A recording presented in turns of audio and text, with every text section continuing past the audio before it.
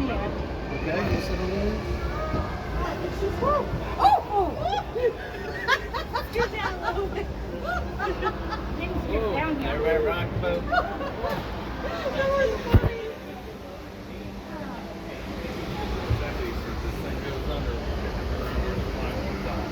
We don't need a clock. I'll be your captain for the day. Other than that is Logan. He will not be worried. I hear he's in a bad mood.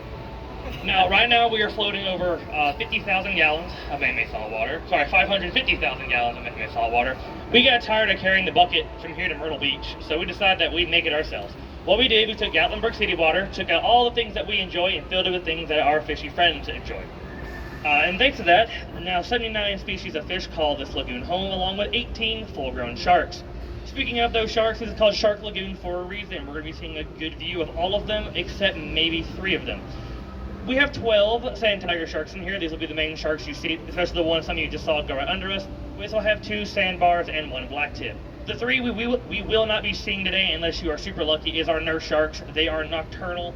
You might just spot one sleeping around, but it's a very, very slim chance.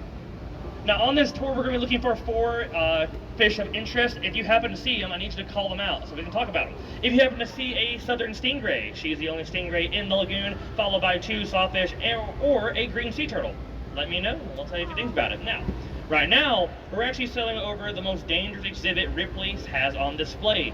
We get shipments of these animals from all across the globe, and this is called people fish. Now, don't be alarmed, I know they're quite terrifying to look at.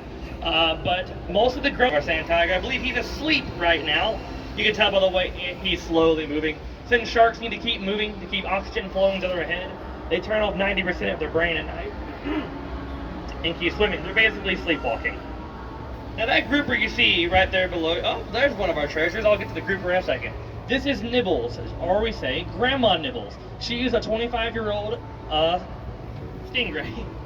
She used to live over in Stingray Bay, but she had a habit of laying on top of the food. If you happen to look around her body, you'll see that she has tiny little nibbles taken out of the side of her body, hence her name.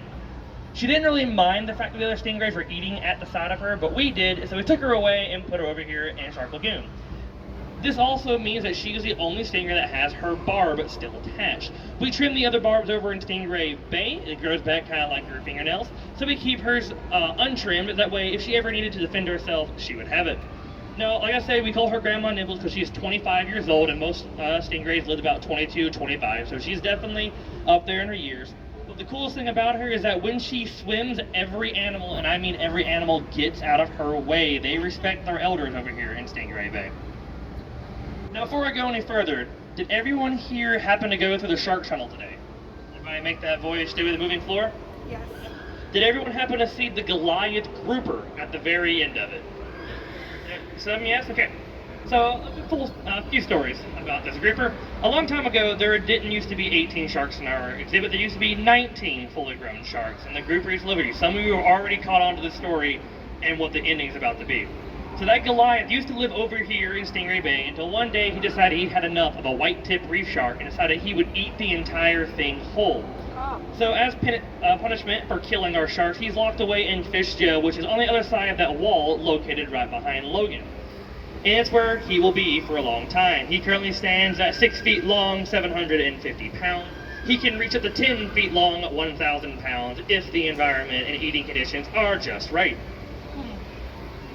But as of right now, the scariest thing in this lagoon is Nibbles. If your scariest thing is the stingray that barely moves, I think you'll be just fine.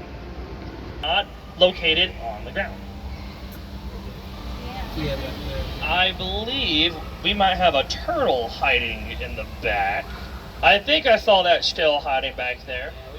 We do? Alright, okay, so we can try our best to get back there, but that is Sally the sea turtle. She is the star attraction. Also, if you haven't noticed, except we have like our private area, you'll kind of see it when we get back there. But typically now, what we do is during feeding time for the sharks, we'll take a metal pipe and we'll bang it on the side of her little tank. This is like a dinner bell to her. She knows it's time to get fed. And once she goes in there, we give her a nice tasty treat of kelp, and then we lock the cage behind her so we can feed the sharks and we let her out once she's done. Now, like I said, she does get bok choy and kelp, as a reward for being good. But she's not taking this sitting down. So now every morning, and I do mean every morning, when this place first opened, Sally can be seen licking the algae off the tunnel from around the entire lagoon. That girl is petty, and she acts like people. As Logan did say when he got on the boat, we do feed the sharks. We feed them every Tuesday and Thursday. And what we do is we take a spear, similar to this, except, you know, more pointy, and we'll stand around the rock formations you see surrounding Shark Lagoon. And we'll put some high-quality fillet fish, mahi, salmon, tuna, bluefin, you know, good quality stuff. And we'll not only will we deliver it to them, we'll also spoon feed it into their mouth. The sharks do not have to hunt or even find their food. We bring it to them. So that also begs the question of why don't the sharks eat the fish in the exhibit? And that's because they are spoiled rotten and fed 3% of their body weight, where in the wild, a shark is lucky to get 1% its body weight a week. So we overfeed them and keep them nice, fat, and happy, which is, I don't know about you, that's how I like my shark also. Now guys, while we were docking up, I'm going to go ahead and take some questions while we're doing so. So any of you guys have any questions over the lagoon or any exhibits in general?